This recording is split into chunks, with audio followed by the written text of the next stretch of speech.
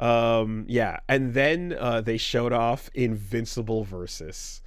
Man, oh boy, that throne was vacant for too long, man. I thought it was another Realm game because it looks stiff. It looks like it. The way they fly and hold pose for the camera like NetherRealm Injustice style characters. You hear the fight and you see the gore. The fight, I was like, oh, that's Injustice. I was 100% certain. It's super weird. It's super weird because it feels very, very NetherRealm, but it's actually double Helix. It's actually Killer Instinct. And they didn't advertise that in the trailer. They just said Xbox, right? They just said weird. It's an Xbox game, but it's the KI team from season 1. You know, and so this is something that like a number of folks have already knew about and got their hands on, and so like there's a whole system in place there. And Rip, you know, of Tekken commentary fame is battle designing it as well. The decision to like there's that part of it. There's the you're looking at kind of the action, and I'm like, okay, there's tag combos, 3v3, shit's going. Invincible is rad as hell. It's awesome. It's a game that or it's a world that I think it would suit well for a game. It didn't have to be a fighting game necessarily. It could have been a number of other genres, but there definitely are some like things that come to mind here where I go, okay, the KI team is sick and they've made fun games, and I like how things play, and I like their the fun of how that game turned out. Well, I mean, even though it switched hands and became Iron Galaxy afterwards and such, KI was a lot of fun.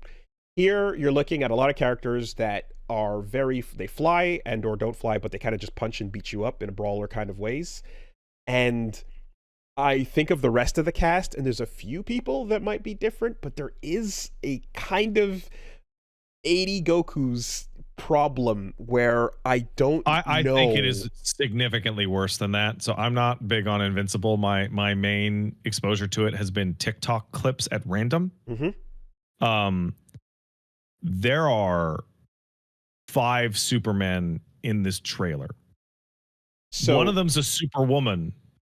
So right, like so, and hold on before. So when we talk about Goku and Superman, like there's the 40 Gokus, that's true. Can Mark Invincible do a spirit bomb? No. Can he do anything other than fly and punch and kick? As far as seasons 1 to 3 are concerned, no. That seems insanely limiting for a huge proportion of your cast. It's very worrying, right? Now, here's the other thing. There is a lot of when you go through Invincible, there are a lot of costumes that you can see Invincible wearing under different all the alternate under different contexts. I don't know if they're going to necessarily turn those into different completely playable characters. They could if they wanted to say, well, this one's attitude is perhaps a little different when he looks like this, but to just keep it in general, there's enough of a flying brawler issue without going into alternates per se, but once you include them, it's like oh boy, actually just like are there like 10 characters that are just Mark? I mean, yeah, if they wanted to, they could. I'm talking about from a character moveset perspective. They could do that if they wanted to. I hope they don't, but they could. And then there's the Seth Rogen weirdo. Alan the alien guy. Alan the alien. Yes, there are so many different possible. And Cat Worf. So hoping that they don't take the multicolored ninja, multi-shoto bait type of thing from back in the day.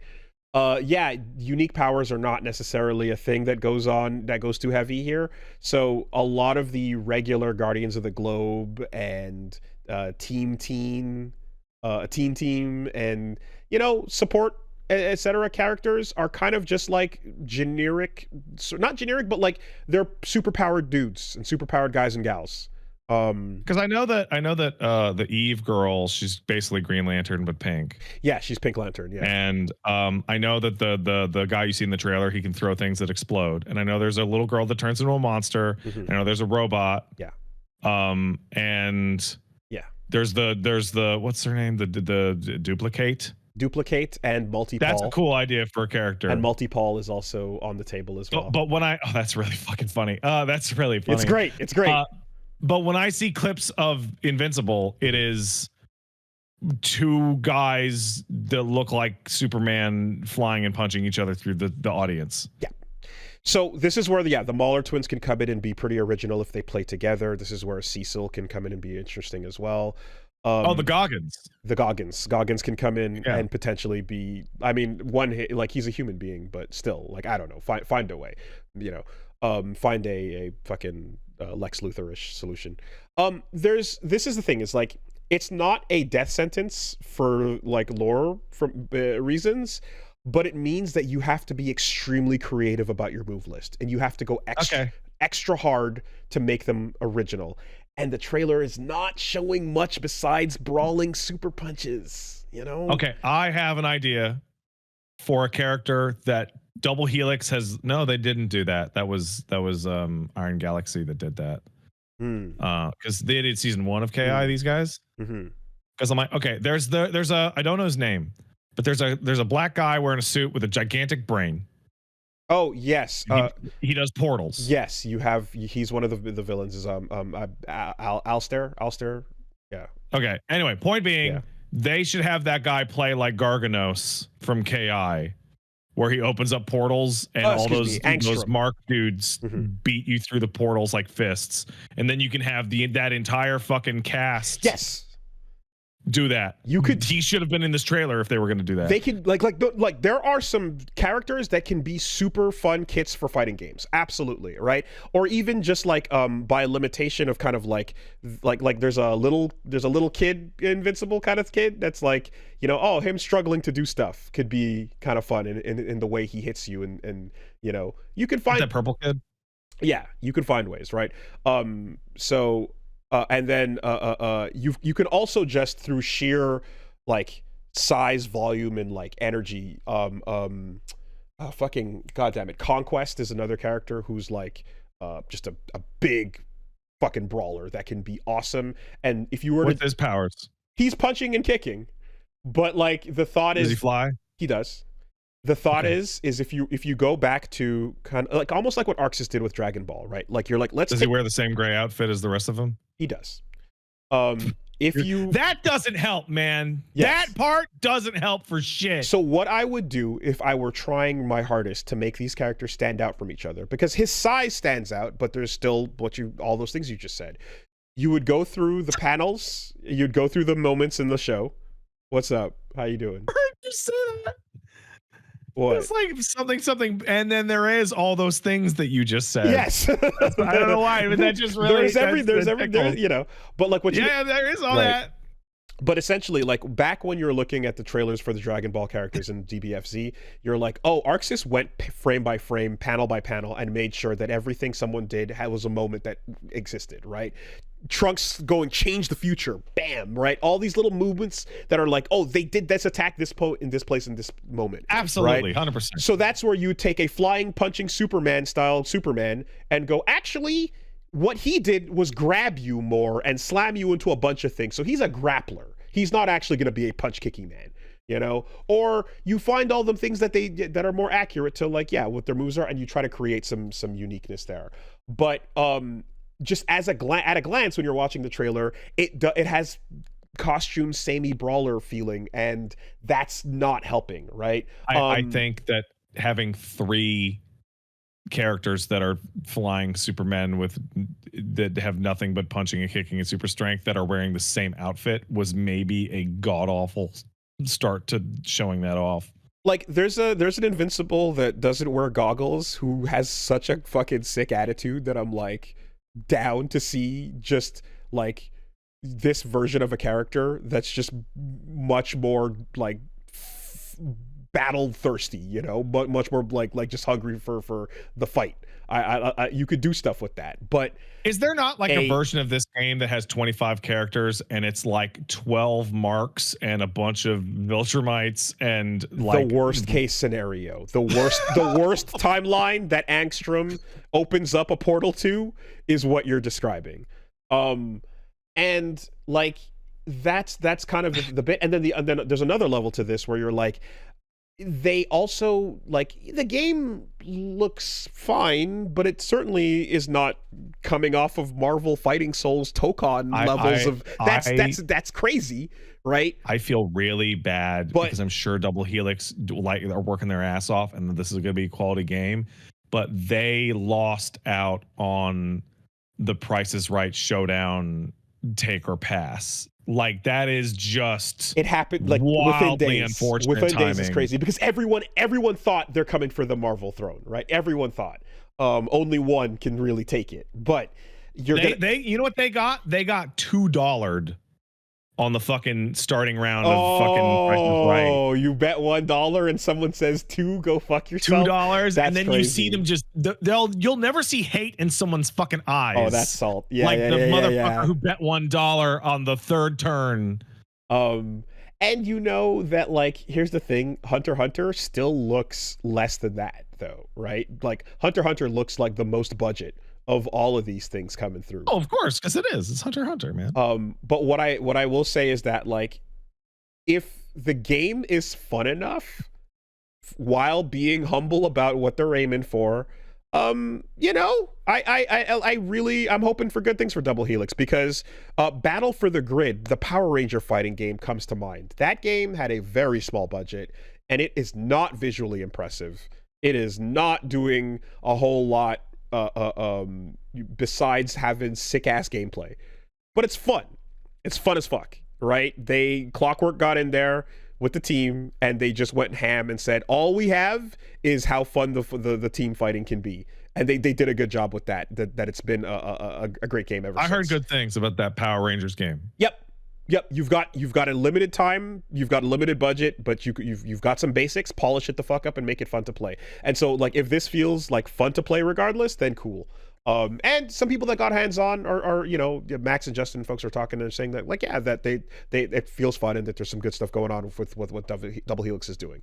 So you know, it also has, like, there's no motions. It's got a, you know, modern mode only kind of color button scheme. And there's combo breakers in the form of, like, tag interruptions and stuff. Yeah, I just think that, like, you know, the fun of the game is basically it's only shot to being, you know, like, to standing out amongst all these tag games coming out, but the roster being all Superman it's a dragon on that. It's like we made fun of topic. Yeah, because I was just gonna say, like, we would laugh at the Gokus, but, like, we would laugh at the Gokus, but at the end of the day, like, you know, Goku's been around since like 1985 and has done many things, but there are many types of things the Goku can do. But I think at the end of the day in Dragon Ball, the Goku count was in the single digits. It was. If we enter double digits on Invincible, yeah, fuck, man, fuck. And I don't do it, guys. Fighting games have come out for a while. We've been seeing fighting games in one stripe or another since 91. We're coming up on 30 years, right? No, we're past 30 years. We're coming up on 40 years of fighting games. I might be crazy. I'm not tied in, but I have played a couple of fighting games and I have talked to you about them for a while. And we're talking about Tokon and 2XKO and this and that. And it's like, I feel like at the end of the day, over and over and over, every year, every decade, like, the first and last question about a new fighting game is who's in it. Mm-hmm. Almost every single time. We watched Capcom kill themselves with Street Fighter 3 going, everybody's new. Mm-hmm.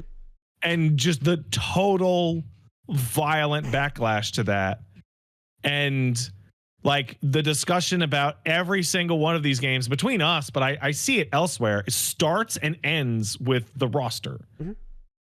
It's Dr. Doom is in the new fucking Marvel game. Oh shit, I love Doom. For a ton of people, it is a toy box with some toys in it. Okay, I don't know shit. Why are people talking about Spawn over and over? I don't know. What does Spawn have to do with the discussion we're having right now? I don't know. But anyway, you need to have fun toys in that toy box, man. Image Comics? Mm-hmm. Invincible is Image Comics. Image Comics, yes. Spawn is from Image Comics. He's in the comics.